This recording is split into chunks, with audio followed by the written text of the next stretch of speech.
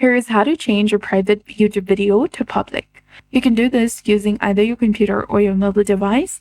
So go ahead and first open your YouTube website, or you can also do it on your YouTube app, but you need to have the YouTube Studio installed.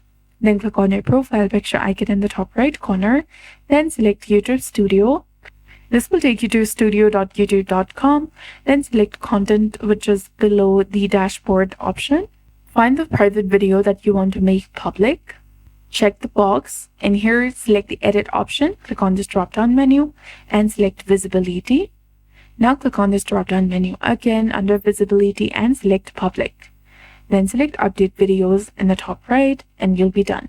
And if you're using your mobile device, you need to go to YouTube Studio app, find the private video that you want to edit, tap on edit video, go to visibility and change the setting from private to public, and you'll be done.